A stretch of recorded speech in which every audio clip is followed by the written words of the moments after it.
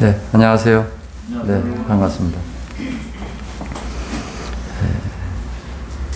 첫 시간에 그 십자가 7말씀 가운데 첫 번째와 두 번째 말씀을 드렸습니다. 첫 번째 말씀은 아버지여 저들을 사하여 주시옵소서, 저들이 하는 것을 알지 못하나이다 하는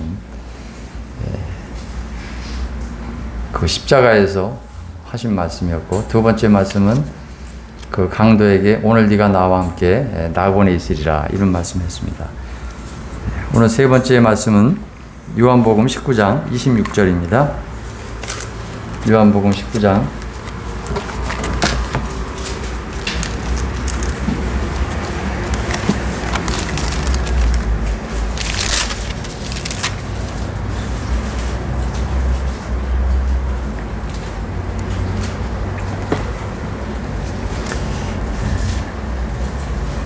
26절, 27절 같이 한번 읽어보겠습니다. 25절부터 읽겠습니다. 예수의 십자가 곁에는 그 어머니와 이모와 글로바의 아내 마리아와 막달라 마리아가 섰는지라. 예수께서 자기의 어머니와 사랑하시는 제자가 곁에 서 있는 것을 보시고 자기 어머니께 말씀하시되 여자여 보소서 아들이니이다 하시고, 27절 또 그 제자에게 이르시되 보라 내 어머니라 하신대 그때부터 그 제자가 자기 집에 모시니라.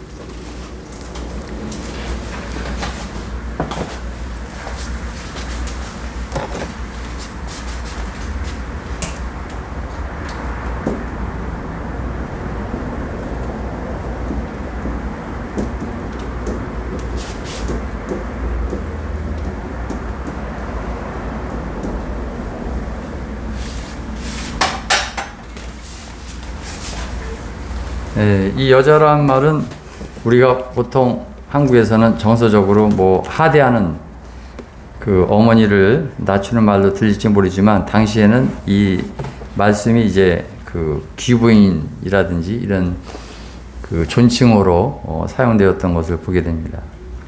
이 세 번째 말씀을 통해서 저희들이 하나님 앞에서 죄인인 것을 깨닫는 그러한 시간이 되기를 바라는 마음이 있습니다. 왜냐하면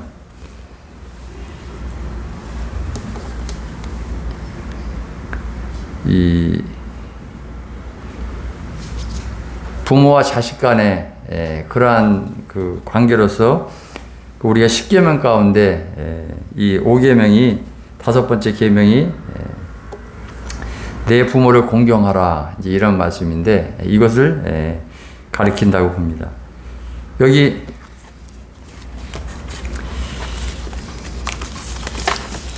그 십자가에 못 박힌 강도들이 예수님 좌우에 이렇게 있는데, 여기에는 이제 모친 마리아라든지 로마 병사들이 예수님의 그 옷을 제비 뽑기 위해서 이렇게 그런 장면이 나오고 있습니다. 그리고 이 예수님 그 옆에는 그 여기 이제 한 남자가 나오는데 그 예수의 사랑하는 제자 요한이 나옵니다. 요한이 나와서 여기 이제 세 번째 말씀에 여자의 보소서 아들이니다 하는 이 말씀이 있고, 27절에 보면은 보라 내 어머니라 이런 말씀이 있습니다. 이제 부탁을 하는 그런 말씀인데요.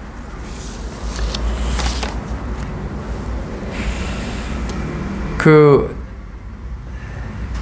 가난한 그 목수의 아들 요셉의 아들로서 그 아버지를 도왔고 동생들을 이제 돌봤던 그러한 나사렛의 예수였습니다. 사실 그 부모 입장에서 십자가에 못 박힌 그 아들을 바라볼 때 그 장남으로서 어머니를 슬피 우는 어머니를 내려가서 이렇게 안아주고 싶었지만은 참 그 마음이 칼로 그 마음을 찌르는 그런 격렬한 고통을 가지고 어머니를 껴안고 싶었던 그 팔이 불가항력적으로 양손과 두 발에 못이 박혀있기 때문에 어떻게 어머니를 알아줄 수가 없는 그런 안타까움에 처해 있습니다. 그리고 아들로서 그 어머니에 대한 이러한 부분을 생각하게 될 때 얼마나 참 그 고통을 겪고 있을까를 생각해 봅니다. 그리고 여기 이제 5계명, 10계명 중에 5계명이었던 그런 말씀을 생각나게 하는 그런 장면이 나타나는데요. 그 출애굽기 20장 12절에 보면은 내 부모를 공경하라. 그리하면 너의 하나님 나 여호와가 내게 준 땅에서 내 생명이 길리라. 이런 말씀이 있습니다. 그리고 이제 구약에서는 그 모세오경 가운데 신명기에서 사람에게 완악하고 패역한 아들이 있어 그의 아버지의 말이나 그 어머니의 말을 순종하지 아니하고 부모가 징계하여도 순종하지 아니하거든 그를 돌로 쳐 죽이시니라. 그래서 구약의 이 율법 가운데 자녀들이 그 부모에 대해서 또 불순종하고 완악하고 패역한, 그러니까 이제 못된 아들, 그죠? 불순종하는 아들이 있으면은 부모 입장에서 그 자녀가 순종을 하지 않게 되면 얼마든지 징계할 수 있는 거예요. 돌로 쳐 죽이는 그런 법이 있습니다. 어떻게 보면 무서운 거죠. 그러니까 오늘날에도 이 시대에도 많은 자녀들이 부모에게 불효하고 또 때로는 부모를 죽이는. 그래서 오래전에 이제 그 한약제상을 하는 그 분이 그 아들 박한상 군이라고 있었는데 어렵게 돈을 벌어가지고 미국에 유학을 보냈는데 와가지고 이제 한약상 하는 그 자기 부모를 죽이고 또 그 집을 이제 불로 태워버리는 그러한 아주 시대의 모습을 그러한 이제 범죄를 했던 것을 기억하게 되고 오늘날에도 뭐 뉴스에서 자식이 부모를 또 죽이는 그러한 불효하는 그러한 일들을 보게 됩니다.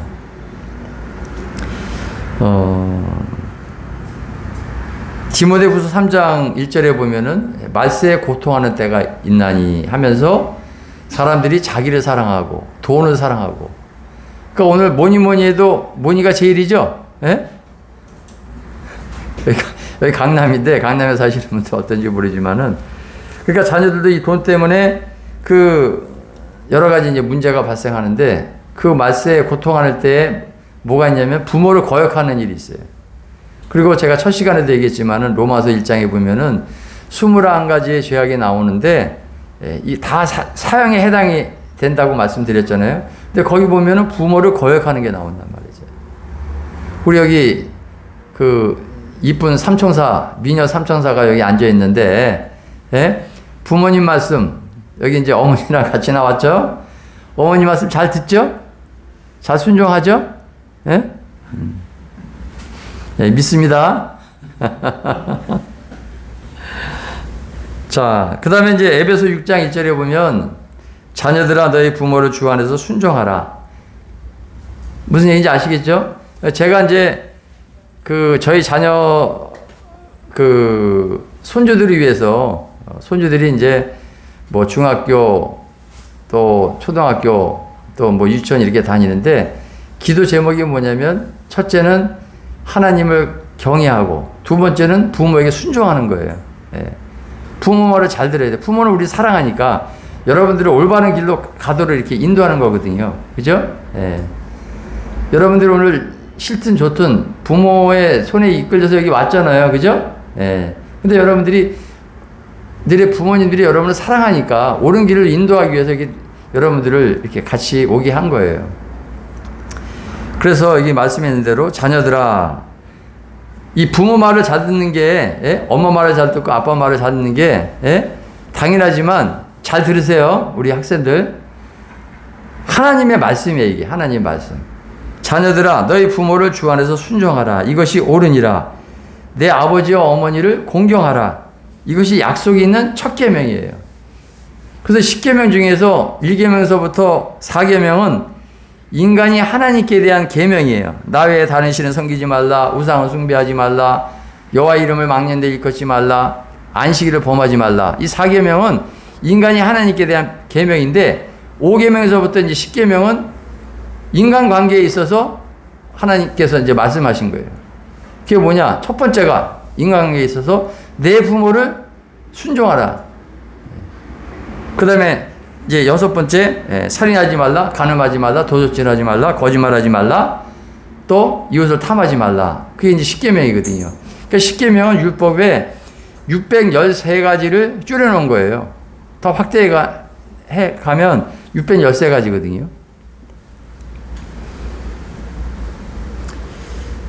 여기 이제 누가복음 말씀에 제가 보여드린 대로 십자가 앞에는 예수님의 어머니 마리아도 있었고, 예수님의 12제자들은 다 도망갔어요.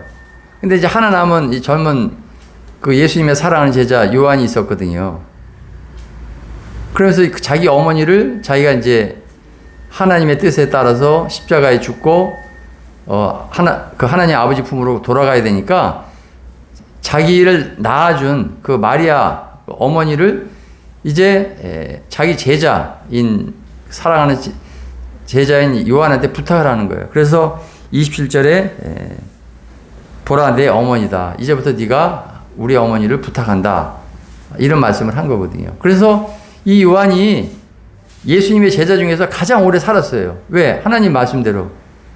주 안에서 내 부모를 공경하라. 그러면 이렇게 내가 땅에서 잘 되고 장수하리라. 그래서 요한이 100세 가까이 돼가지고 그 반모섬에서 하나님의 계시를 받고 쓴 성경책이 요한계시록이거든요. 그러니까 부모를 잘 섬기면 여러분들이 이 땅에서 건강하게 오래 살고 싶죠? 그죠? 저 막내는 아니라 그러는데 왜 아니라 그런지 이따 끝나고 한번 좀 알려주세요. 코로나 때문에 마스크 써서 너무 힘들어요? 빨리 천국에 가고 싶어요? 오케이, 알았어요. 자, 그래서 이 말씀을 통해서 우리가 뭘 깨닫느냐면은 이 십계명 곧 율법을 통해서 우리가 죄를 깨닫게 되는 거예요. 그래서 로마 3장에서부터 이제 쭉 나오는데 율법으로는 죄를 깨닫게 하는 거예요. 율법은 하나님이 주신 거예요. 하나님 말씀이에요. 606가지. 이것을 다 지킬 수 있는 사람이 없어요. 그래서 이것은 뭐냐? 선하고 의로운 건데 왜 선하고 의로우냐면 우리를 예수님 앞으로 인도하는 몽어 선생과 같은 그런 역할을 하는 거예요. 너희가 율법으로는 의롭다함을 얻을 유체가 아무도 없다.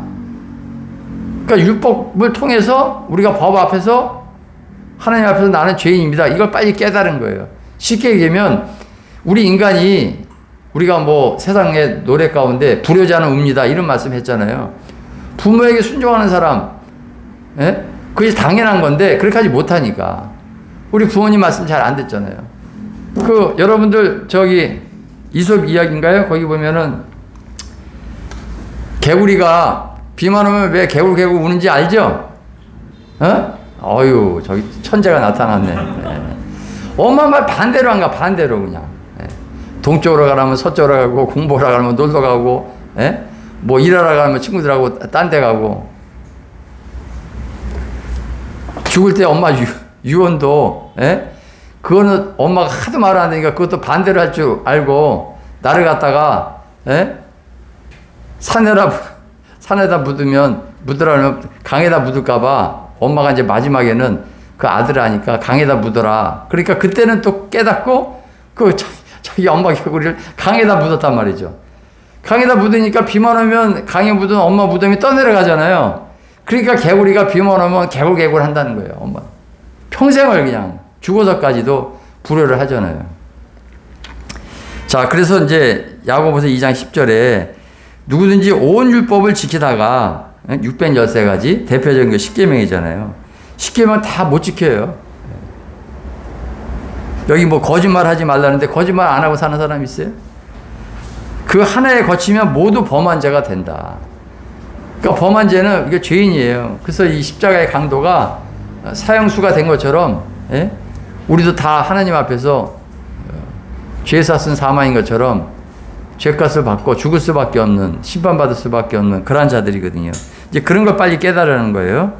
자, 그 다음에 이제 예수님이 십자가에서 하신 네 번째 말씀. 이거는 이제 7말씀 가운데 가장 정중앙에 있는 말씀인데, 이제, 확실하게 깨달을 수 있도록 주님이 큰 소리로 말씀하셨는데, 마태복음 27장 46절을 읽어보겠습니다.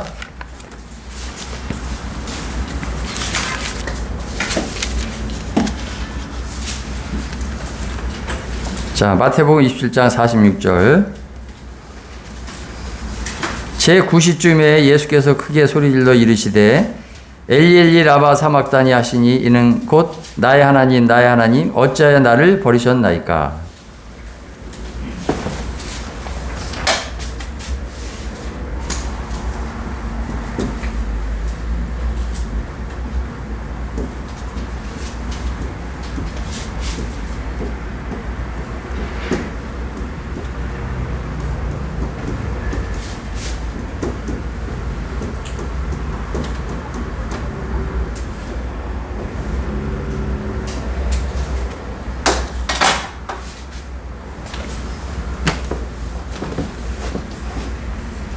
자, 예수님이 이제 아버지가 아닌 하나님으로부터 인간을 대표해서 심판을 받으십니다. 세계의 중앙 가운데 지중해 이스라엘 예루살렘 이 골고다 언덕에서 또 하늘과 땅 사이에서 인간을 대표해서 심판을 받으십니다. 예수님이 절규하십니다. 어찌하여 나를 버리셨나이까. 천년 전에 다윗이라는 분이 시편 22편을 통해서 똑같이 그 다윗이 하나님의 마음에 합한 사람인데 사울 왕을 피해 가지고 도망 다니면서 여러 가지 참 죽음을 그 고비를 넘기면서 주님 앞에서 이제 기도하는 그런 장면이 나오는데요. 거기 보면은 똑같은 말씀이 나와요. 내 하나님이여 내 하나님이여 어찌 나를 버리셨나이까. 어찌 나를 멀리하여 돕지 아니하시오며 내 신음하는 소리를 듣지 아니하시나이까. 나를 멀리하여 돕지 아니하시며 내 신음하는 소리를 듣지 아니하시나이까. 그 다윗의 파란만장한 삶이 구약에 이제 그 사무엘 상하라든지 또 이 시편을 통해서 다윗의 마음을 우리가 볼 수가 있는데, 여기서도 이 말씀과 동일하게 예수님이 엘리 엘리 라마 사박다니 나의 하나님 나의 하나님 어찌하여 나를 버리셨나이까. 제가 잘못한 게 뭐가 있습니까? 예수님은 죄를 알지도 못하시고 죄와 상관이 없으시고 죄를 짓지도 아니하신 분이거든요. 너무 억울하잖아요. 여기 특별히 말씀에 나를 버리셨나이까 이 말씀에 주목해서 들어보시기 바랍니다. 첫 번째, 우리 주님은 겟세마네 동산에서 자신의 제자들에게 버림을 받았습니다. 여러분 한번 생각해 보세요. 이제 학생들은 잘 모르겠지만 부모된 입장에서 제일 섭섭한 거는요, 자식이 뭐 공부 못하고 돈 안 벌어다 주고 그런 게 섭섭한 게 아니에요. 부모 입장에서는 자식이 부모를 인정하지 않는 거, 부모를 여기지 않는 거, 그때 가장 마음이 아픈 거예요. 그걸 불효자식이라고 하는 거거든요.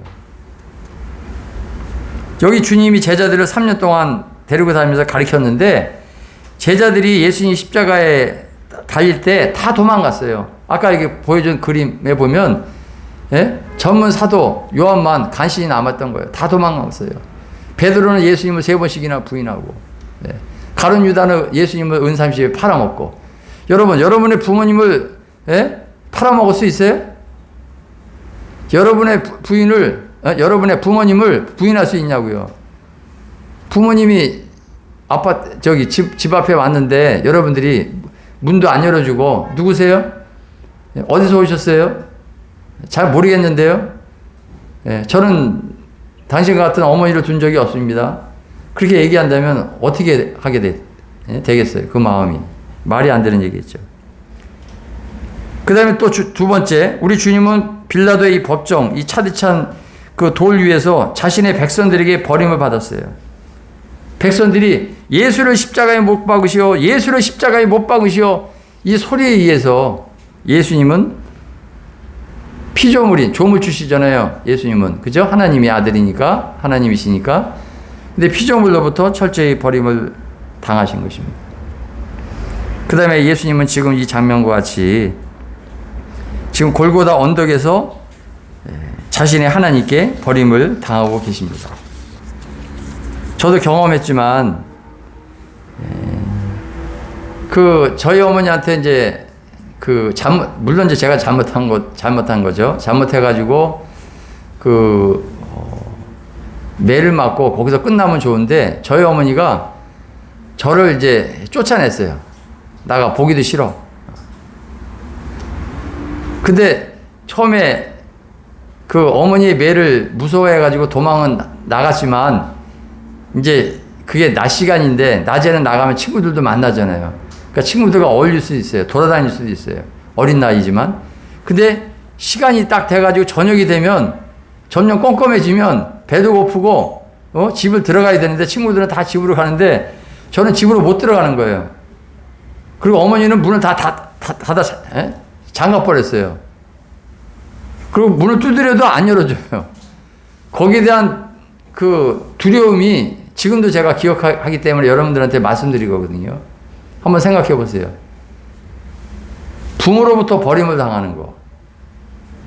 자기를 그토록 사랑했던 그 부모님이 저를 버린 거예요. 근데 예수님은 뭐 피조물로 뿐만 아니라 하나님으로부터 또 당신이 그렇게 가르쳤던 그 제자들의 발도 닦아줬는데 그 제자들로부터 완전히 버림을 당한 거예요. 쉽게 얘기하면 학생들도 얘기하면 왕따가 된 거예요. 예수님은. 그래서 나의 하나님 어찌하여 나를 버리셨나이까.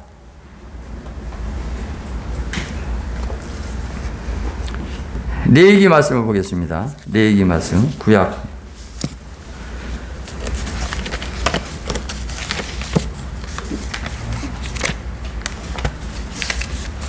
16장. 이제 이스라엘 백성들이 1년에 한 번씩 대속죄일이 있어가지고 백성의 죄를 이렇게 하나님 앞에 나아가서 해결하는 그러한 장면인데요.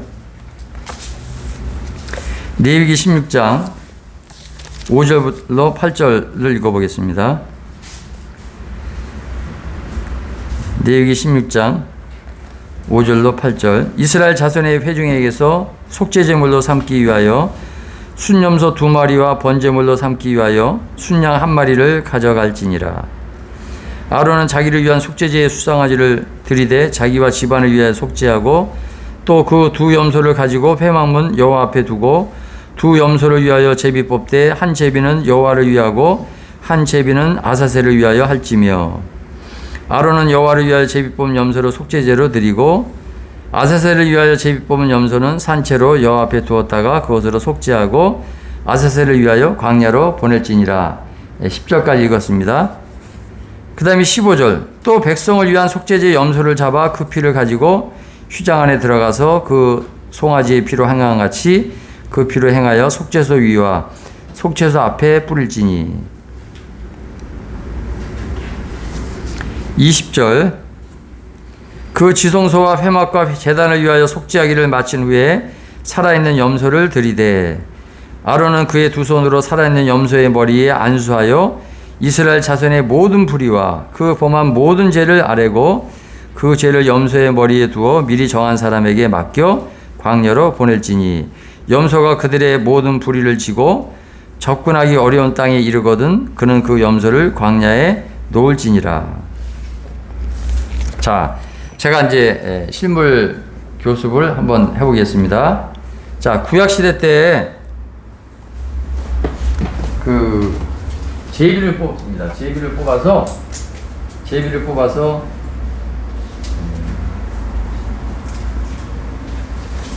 염소 2마리를 가지고 나와서 제비를 뽑는데 이 1마리는 이제 속죄제로 드립니다. 속죄제로.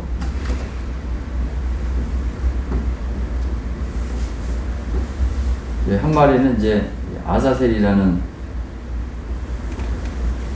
그 버림받은 염소라는 뜻입니다. 자, 그 우리 친구 이렇게 나오고 이제 나와봤어요. 자, 신문교습으로 모델이 좀 모델 역할을 해주세요. 자, 여기 보면 이제 이 1마리 염소는 속죄제로 그 염소니까 죄송합니다. 이렇게 좀 고개를 좀 숙이시고 좀 무릎 꿇고. 자, 속죄제 드리고 이 1마리 염소는 이제 아사셀로 광야로 보내는 거예요. 근데 보면은 여러분들 그 말씀에 다시 한번 주의해서 보세요. 거기 보시면 자 21절에 아론은 그의 두 손으로 살아있는 염소의 머리에 안수하여 이스라엘 자손의 모든 불의와 그 범한 모든 죄를 아뢰고 그 죄를 염소의 머리에 두어 미리 정한 사람에게 맡겨 광야를 보내지니. 자 이제 이 뽑기를 잘해야 돼요. 잘 뽑아야 돼요. 그래서 잘 뽑아가지고 근데 한 마리는 속죄제로 속죄 제물로 드려지는 거예요. 네? 그래서 이제 그 죽음을 당해서 하나님의 이제 앞에 나가서 이제 피를 뿌려서 용서를 받고 두 마리 중에서 이 한 마리는 이제 아사셀로 이제 제비가 뽑히면 이 아사셀은 죽이는 게 아니라 어떻게 하냐면은 제가 이제 아론이잖아요. 그 아론이면 여기 보세요. 자 여기 보세요. 중요합니다. 재밌는 장면입니다. 아론이 대제사장이거든요. 대제사장이 이 머리에다가 이게 안수를 해요. 이렇게 안수. 이 안수라는 것은 뭐냐면 이스라엘 백성, 이 대속죄일은 어떤 개인이나 가정을 위한 것이 아니라 이 방송 때문에 이걸 해야죠.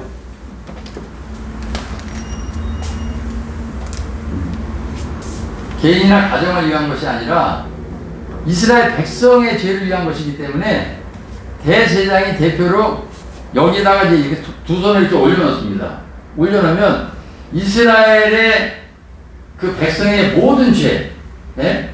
모든 불의가 이 안수와 더불어 죄가 이 아사셀이라는 이 염소한테 이 죄가 이렇게 옮아가는 거예요. 이 죄가 옮아가면 이 아사셀은 이제 어떤 한 분이 나타나요. 한 분이 나타나서 우리 찬영 형제가 잠깐 나와보세요. 나와서 이 염소를 끌고 여기 잡으세요. 여기를 잡고 저기 들어가세요. 잡고 들어가세요. 됐습니다. 자, 이게 이제 간단한 예화인데 여러분들이 이 모습을 기억하는 것보다 중요한 것은 하나님 말씀을 보세요. 21절에 읽었던 말씀대로 자, 다시 있습니다. 21절. 아론은 그의 두 손으로 살아있는 염소의 머리에 안수하여 이스라엘 자손의 모든 불의와 그 범한 모든 죄를 아뢰고 여러분들의 과거, 현재, 미래 모든 죄, 앞으로 지을 죄, 모든 불의, 모든 죄를 아뢰고 그 죄를 염소의 머리에 두어 이 안수를 통해서 죄가 이렇게 전가되는 거예요. 옮아간 거예요. 그래서 여기 지금 염소의 역할을 했던 이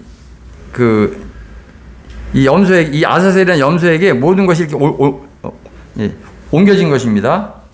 사람에게 옮겨 광야로 보낼지니 염소가 그들의 모든 불의를 지고 접근하기 어려운 땅에 이르거든. 이것은 무인지경, 죄를 찾을 수 없는, 그러니까 정죄를 받을 수 없는 그러한 곳으로 이제 옮겨져 가는 것입니다. 여기 이제 개정 성경에는 접근하기 어려운 땅이라고 되어 있습니다. 무인지경. 이르거든 그런 그 염소를 광야에 놓을지니라. 쉽게 얘기하면 제비 뽑혀가지고 아사셀로 선택받은 염소지만은 이 아사셀이라는 것은 내어놓은 염소, 떠나는 염소. 쉽게 얘기하면 나의 하나님 어찌하여 나를 버리시나이까 하는 것처럼 버림받은 염소라는 거죠.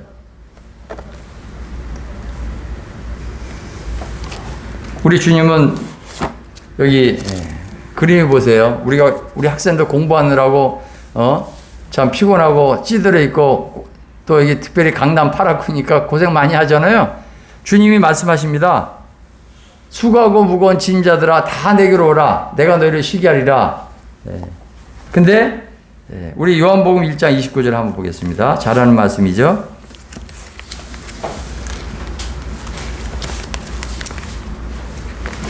요한복음 1장 29절.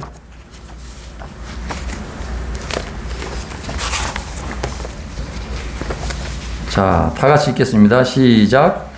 이튿날 요한이 예수께서 자기에게 나오심을 보고 이르되 보라 세상 죄를 지고 가는 하나님의 어린 양이로다. 쉽게 얘기하면, 자, 여러분 보세요. 여기 보세요. 자, 여기 주목하세요. 학교 선생님이 여기 보세요 하면은 졸다가도 쳐다보죠? 그러니까 성경에서 보라 하는 말이 나오면 진짜 중요한 말씀이 나오는 거예요. 보라! 세상 죄를 지고 가는 하나님의 어린 양이로다. 쉽게 얘기하면 보라! 세상 죄를 제거하시려 가고 있는 하나님의 아사셀을 보라 이거예요. 어린 양을 보라 이거예요. 아까 제가 여기 처음에 보여줬던 우리 인생이 외나무 다리로 걸어가고 있는 소와 같이 불안한 그런 인생을 살아가고 있잖아요. 인생 70, 80을. 그죠? 무거운 짐을 지고 살아가고 있잖아요. 학생들은 공부에 쩌들어 있고 또 우리 부모님들은 먹고 살기 위해서 고생하고 있습니다. 근데 주님이 말씀하시기를 뭐라 하냐면은 이 무거운 짐을 이스라엘 백성의 모든 불의와 모든 죄를 그 아사셀에게 다 전가한 것처럼 예수님에게 세상 죄를 지고 가는 하나님의 어린 양에게 온 세상의 죄를 지고 가는 하나님의 어린 양을 보라 이거예요. 아사셀이 이스라엘 백성들의 죄를 찾을 수 없는 무인지경으로 멀리 간 것처럼 죄를 찾을 수가 없어요 이제. 예수님이 우리의 죄를 지고 멀리 가신 것입니다.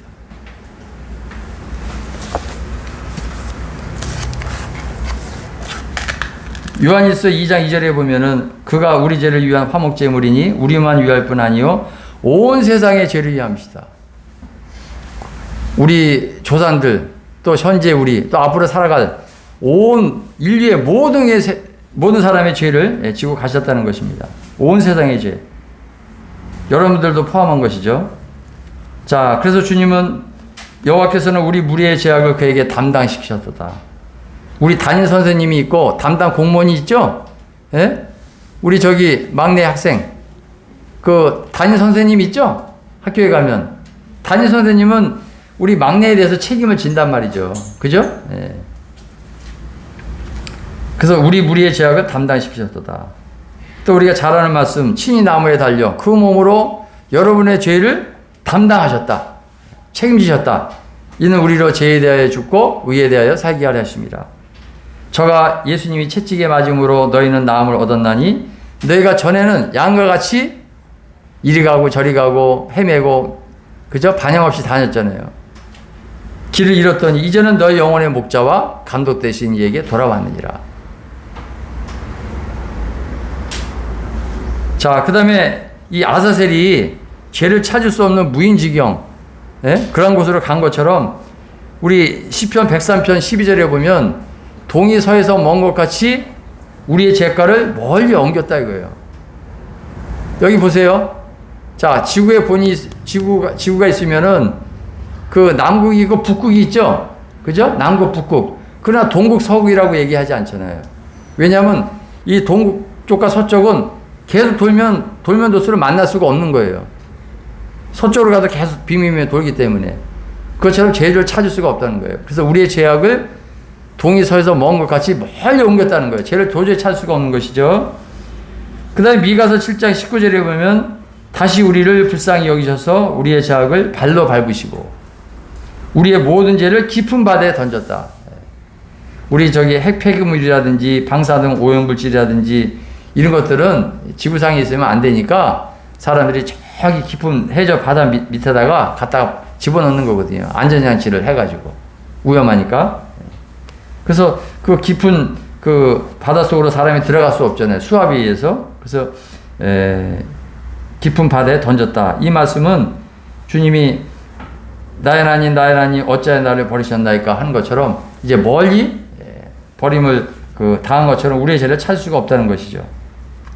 자, 그런데 이제 감사한 것은 우리 때문에 주님이 버림을 당했는데 오히려 우리에게는 주님이 이런 말씀하셨어요.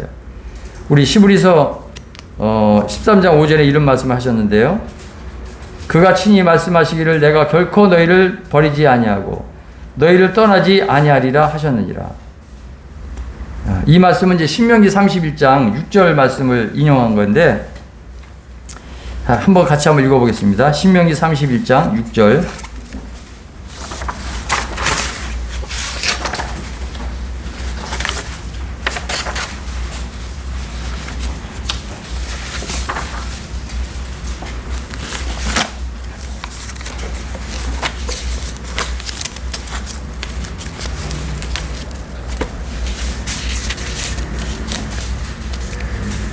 너희는 강하고 담대하라. 두려워하지 말라. 그들 앞에서 떨지 말라. 이는 내 하나님 여호와 그가 너와 함께 가시며 결코 너를 떠나지 아니하시며 버리지 아니하실 것임이니라 하고. 이거는 이제 모세가 여호수아에게 바톤을 이어 주면서 한 말씀입니다만, 여기 말씀에 보면 두려워하지 말라, 떨지 말라, 너와 함께 가시며 결코 너를 떠나지 아니하시며 버리지 아니하실 것이다. 주님은 나의 하나님 나의 하나님 어찌하여 나를 버리셨나이까? 그렇게 철저히 버림을 당했잖아요. 그러나 우리에게는 주님이 말씀하시기를 자신은 버림을 당했어도 불구하고 나는 너희를 결코 떠나지 않는다. 너희를 버리지 않는다. 놀라운 말씀을 우리에게 하셨죠. 자, 그 다음에 예수님이 하신 말씀, 5번째 말씀을 들어보겠습니다. 요한복음 19장 1절입니다.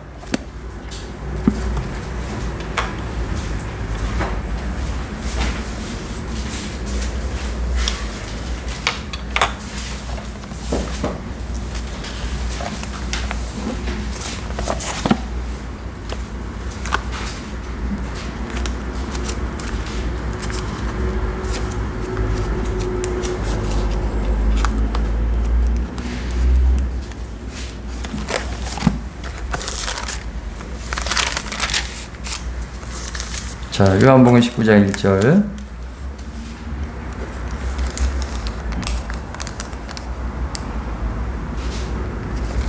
이에 빌라도가 예수를 데려다가 채찍질하더라. 28절입니다. 그 후에 예수께서 모든 일이 이미 이루어진 줄 아시고 성경을 응하게 하려 하사 이르시되 내가 목마르다 하시니.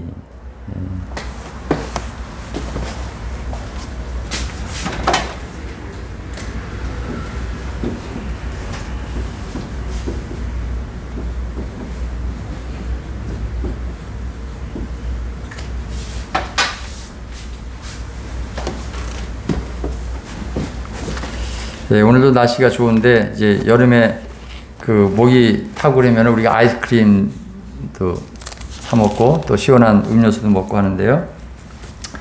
주님은 이제 6시간 동안 고통을 당하신 거예요. 십자가상에서.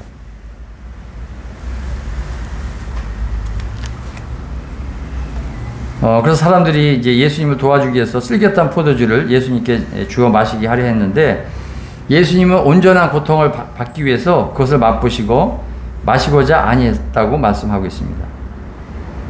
이것은 이제 통증을 줄이는 음료에도 불구하고 주님은 거절하셨습니다. 그리고 이 5번째 말씀은 예수님이 십자가에서 하신 말씀 가운데 유일하게 육체적인 인간으로서 그런 고통을 호소하고 있는 것입니다. 6시간 동안. 여러분은 이제 이 1시간 말씀 듣는 것도 약속받고 또 이게 편안한 의자에서 이렇게 말씀을 듣잖아요.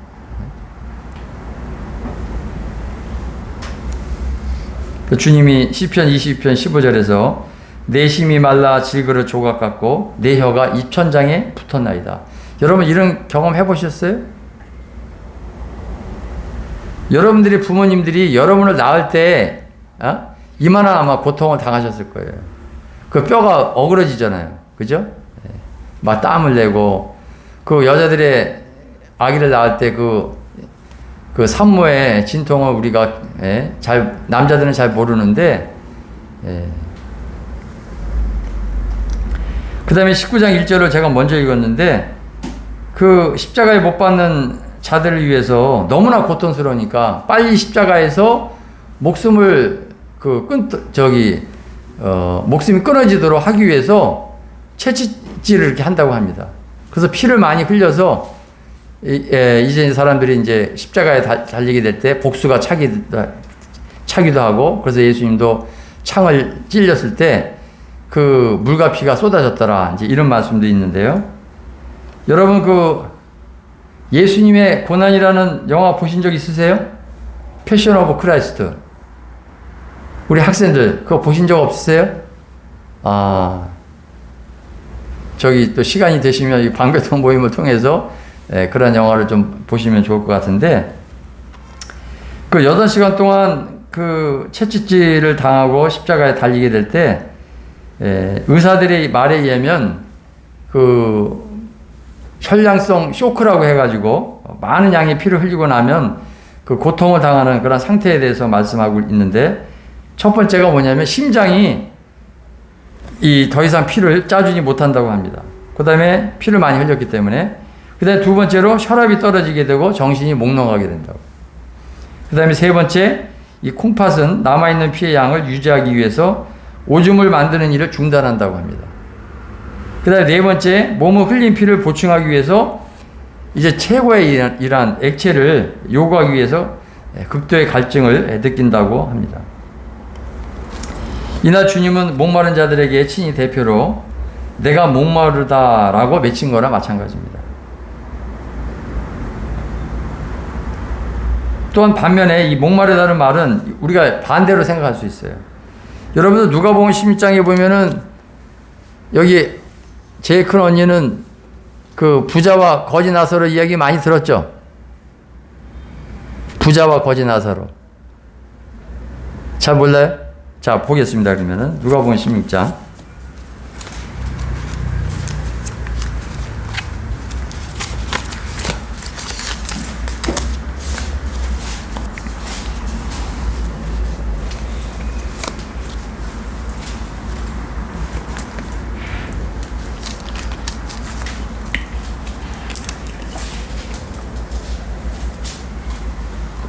자, 오늘 형제님께서 좀 읽어주시기 바랍니다.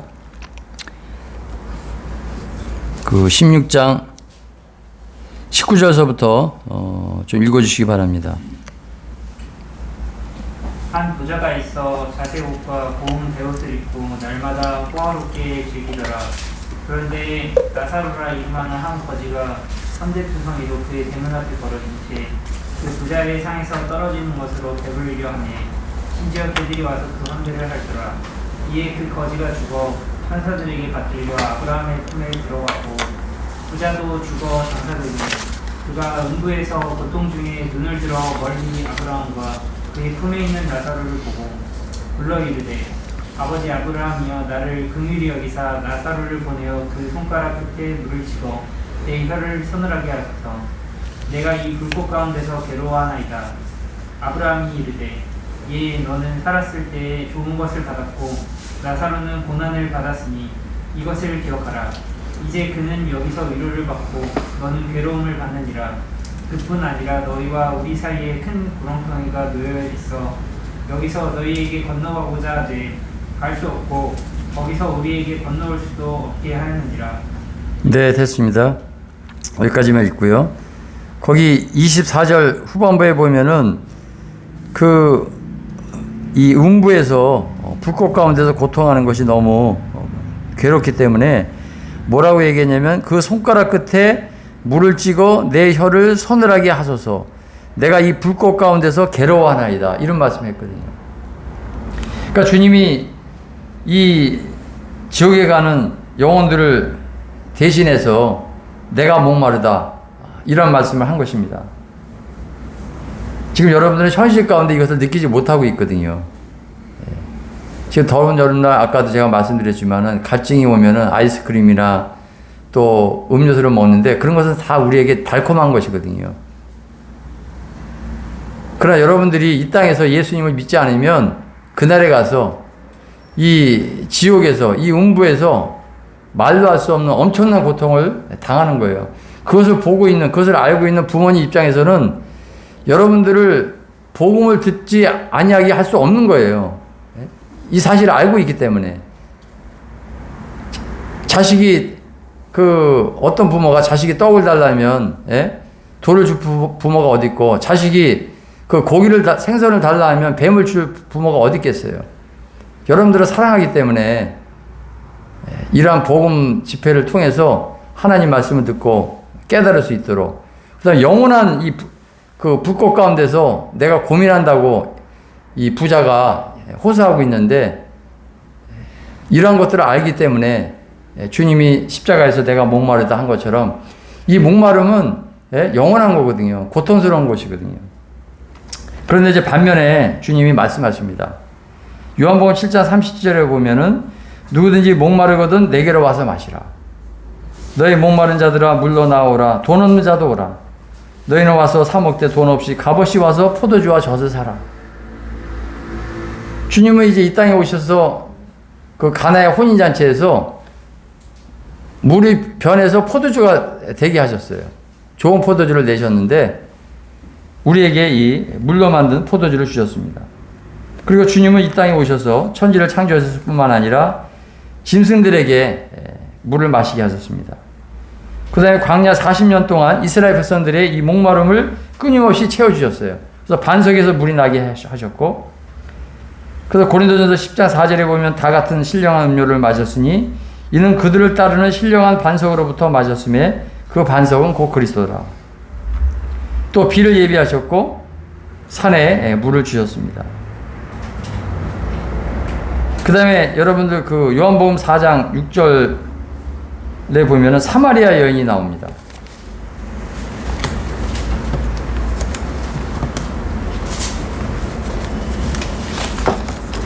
여기 그 예수님이 한 영혼의 가치를 귀하게 보시기 위해서 이제 유다를 떠나서 다시 갈릴리로 가게 될 때 사마리아를 거쳐갔습니다. 그래서 여기 우물가에서 예수님이 이 사마리아 여인을 이제 만나게 되는 장면이 나옵니다.